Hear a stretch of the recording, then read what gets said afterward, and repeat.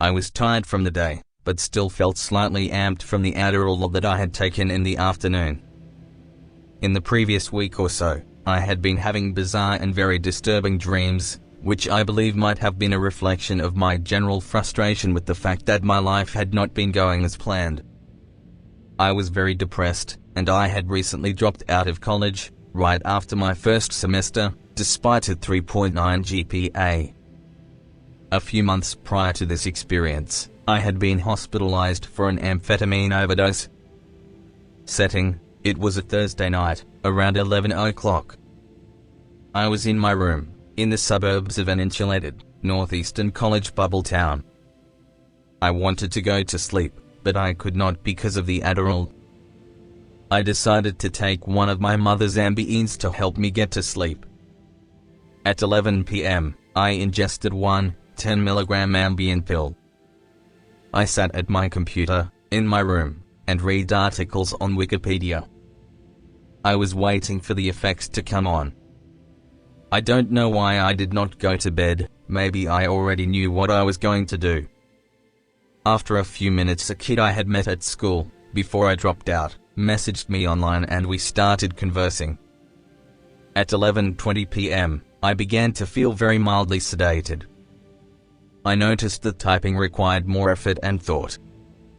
Instead of being able to rely on muscle memory, I had to consciously tell my fingers which keys to push, and I had a little bit of trouble following the conversation.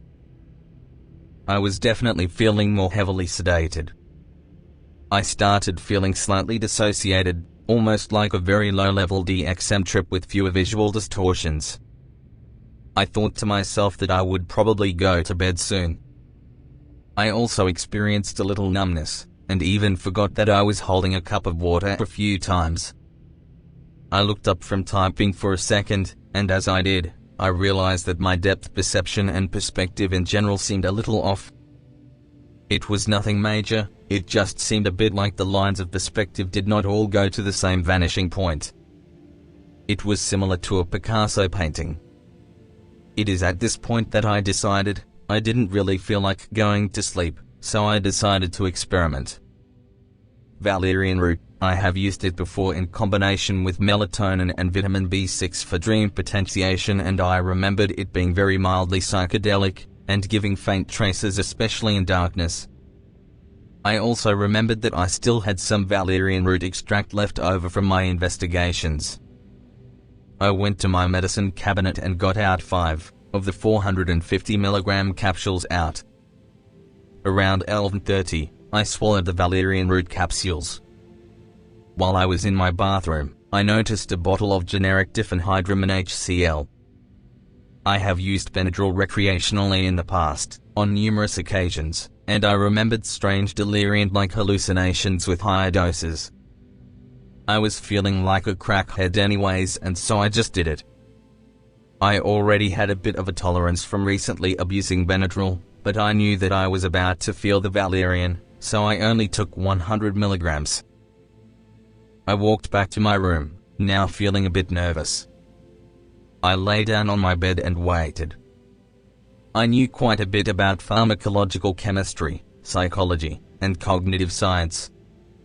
While at home, I had been taking several classes at a nearby university, including a graduate-level human cognition class. I knew myself, so I suspected that some very uncomfortable feelings would come up during this trip.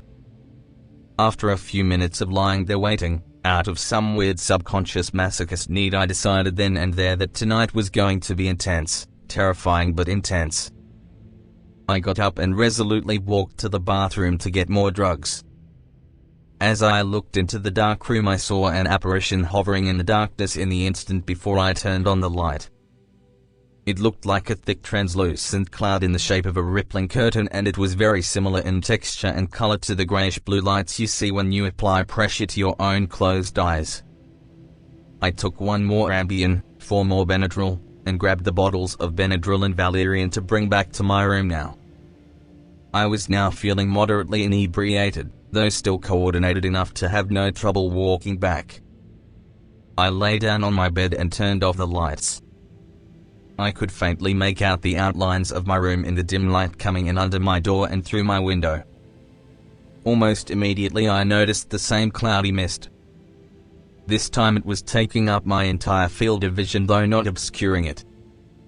For the rest of the night this mist covered everything and gave it an unreal, dreamy quality. The mist quickly grew thicker and I could see it flowing in currents and patterns, almost like a greyish-green ethereal aurora borealis, except with very different kinds of patterns, and moving much more quickly, and in a very jerky, rough way.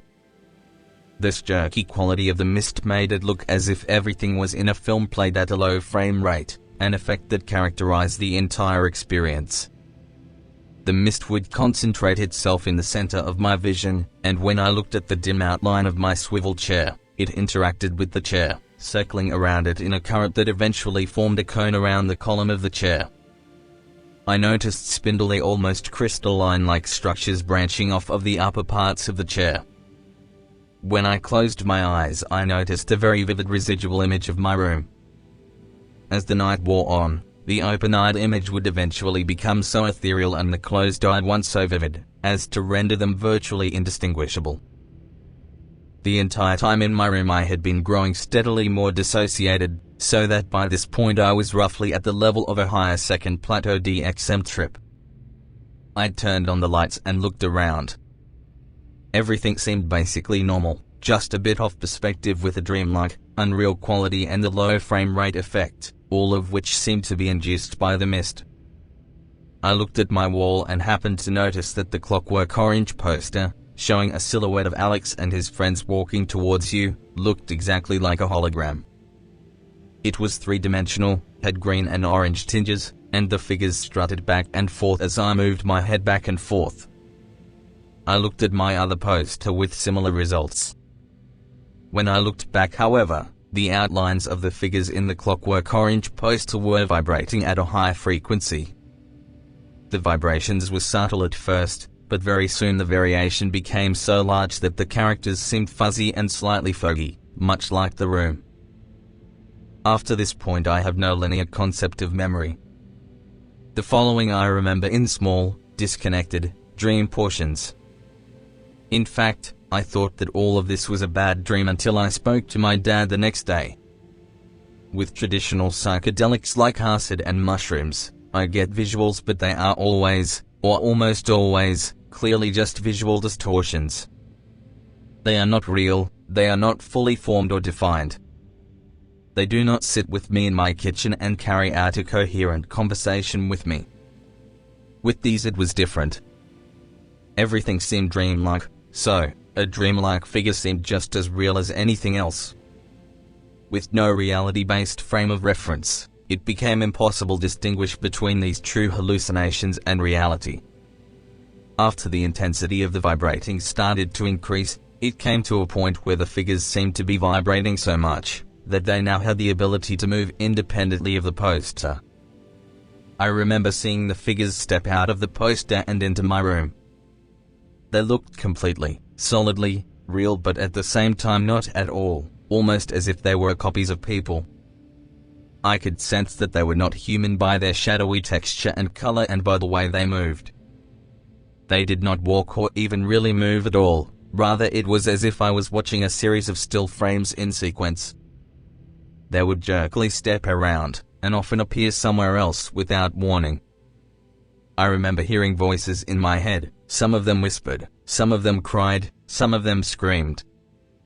I do not remember what they said, only that it made me feel sad and terrified. The figures from the poster were no longer in my room, but when I turned I saw a grey man sitting on my desk. I then remember the voices swelling to an overwhelming roar, and I honestly thought that I was going insane and that my personality was splitting into several distinct parts, each with its own voice, and each yelling to be heard above the rest. For some reason I desperately cried out, "How many of you are there?" At which point they answered collectively, "We are 4. We are reach you. We are 4. We are reach you." They then proceeded to run through a list of forgotten actions from my early childhood, every mean thing that I had ever been ashamed of doing. Each time they listed an action, one of the 4 would come forward as if to say, "When you did that, that was me." I was the part of you that did that awful thing. The next thing I remember, I was walking into my kitchen.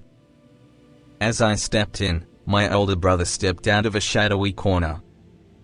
I was happy to see him. My brother does not live at home and I was excited that he was back. We started talking and eventually I decided to walk out of the kitchen and back toward my room for some reason. I remember turning to say goodnight and looking back at him. I paused. Something was not right. He was expressionless and silent. He looked strange, almost two-dimensional, and he would only move when I moved.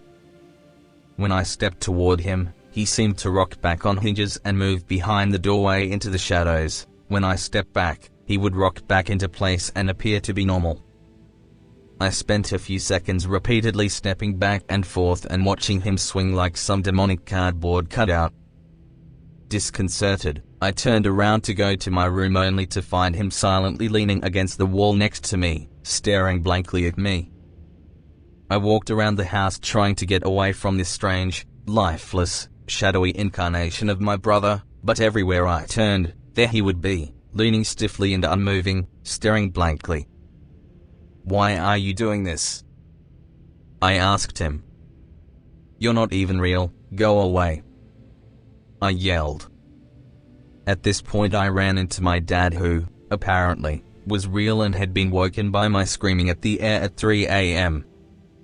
Fortunately, he thought I was sleepwalking and having a nightmare and told me to go back to sleep. For a few blessed seconds after meeting my dad, I returned to reality, albeit a very confused and very sedated reality. But as soon as my dad walked out of sight, I immediately slipped back into the dream world again. The next thing I remember was that I was trying to walk into my parents' room, possibly to get help, when en route I saw a procession of shadowy figures coming out of the closet that sits by the entrance to their room. The only one I remember looked vaguely like an East Indian acquaintance of mine. "What are you doing in my parents' closet at 3 in the morning?" I asked him. He did not answer. Instead, he raised his right hand as if in greeting and began to flail and jerk it back and forth very quickly, while wearing the same blank expression I had seen on my brother's face. His right arm did not move in a natural way at all. Rather, it flopped around as if all the bones in it had been shattered by the force of his flailing. Of all the things I saw that night, the two images I will never forget are those of that horrible, unnatural flailing, and the one of my brother's lifeless, two-dimensional body, rocking back and forth in reaction to my movements. When I woke up the next morning, I still was getting residual images when I closed my eyes, though to a much lesser degree than the night before. I also had a horrible headache that lasted the entire day. This was extremely painful. Finally, at around 5 the next day, I decided to smoke some weed, partially because people were smoking me out, and partially because I wanted to get rid of the pain. Even though the weed was nothing special, the high was very strong and very strange. I started perceiving things in a low frame rate again, felt very disoriented, and even numb a few times. The day after that I had a slight headache, but nothing too bad, and that night, I saw a faint version of that mist again as I was trying to fall asleep. This was without a doubt the most terrifying experience of my life. I am now afraid of the dark. The second story is coming up next. Being a psychology major in college, I have done a lot of drug research. Sadly, none of it prepared me for my experience with Zolpidem, also known as Ambien.